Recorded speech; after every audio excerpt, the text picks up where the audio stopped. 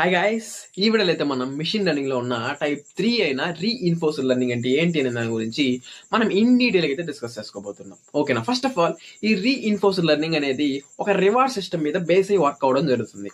ఓకేనా? For example, me agent ఉంది అంటే మీ మోడల్ ఉంది అనుకోండి, డైరెక్ట్ గా నెక్స్ట్ అదే విధంగా ఒక ఎన్విరాన్మెంట్ ఉంటుంది, నెక్స్ట్ ఇంటర్ప్రిటర్ అంటే మీరు ఉంటారు.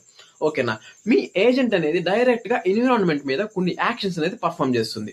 అది పర్ఫామ్ చేసిన యాక్షన్స్ వల్ల కానీ మీకు గుడ్ అవుట్పుట్ కానీ వస్తే మీరు దాన్ని అప్రిషియేట్ చేస్తారు, అంటే రివార్డ్స్ ఇస్తారు. అప్పుడు ఆటోమేటిక్ అదేమనుకుంటుంది, ఓకే ఇలాంటి వర్క్స్ మనం ఇంకా ఎక్కువ చేయాలి అనేది అనుకుంటుంది. ఫర్ ఎగ్జాంపుల్, అది పర్ఫామ్ చేసిన యాక్షన్స్ వల్ల మీకు కానీ బ్యాడ్ అవుట్పుట్స్ వస్తే ఆటోమేటిక్ గా మీరు దాన్ని చెప్తారు, ఓకే ఇలాంటి వర్క్స్ మళ్ళీ చేయొద్దని చెప్తే అప్డేట్ చేసుకునేసి అలాంటి మిస్టేక్స్ మళ్ళీ తిరిగి చెయ్యదు. ఓకేనా? ఈ విధంగా లైవ్ ఎగ్జాంపుల్స్ నుంచి ఆటోమేటిక్ గా నేర్చుకుని అప్డేట్స్ చేసుకుంటూ ఒక రివార్డ్ సిస్టమ్ మీద వర్క్ అయ్యేదాన్నే మనం రీఇన్ఫోర్స్డ్ లెర్నింగ్ అంటాం. ఇంకా ఈజీగా చెప్పాలంటే, ఒక చిన్న పిల్లాడు ఉన్నాడు అనుకోండి, అతను డ్రాయింగ్ వేస్తున్నాడు, అతనికి ఎవరు చెప్పలేదు కానీ అతని ఇష్టంగా ఒక డ్రాయింగ్ వేస్తున్నాడు, అది మీకు వచ్చి చూపించాడు అనుకోండి, అది బాగుంది అంటే మీరు అతన్ని అప్రిషియేట్ చేస్తాడు. అప్పుడు ఏమనుకుంటాడు అతను, ఓకే ఇలాంటి బొమ్మలు మనం ఇంకా ఎక్కువ వేసి ఇలాంటి అప్రిషియేషన్స్ మనం ఇంకా ఎన్నో కావాలి, నేను ఇంకా ఎన్నో తీసుకోవాలి అనేసి మోటివేషన్ తో ఇంకా బాగా చేస్తాడు.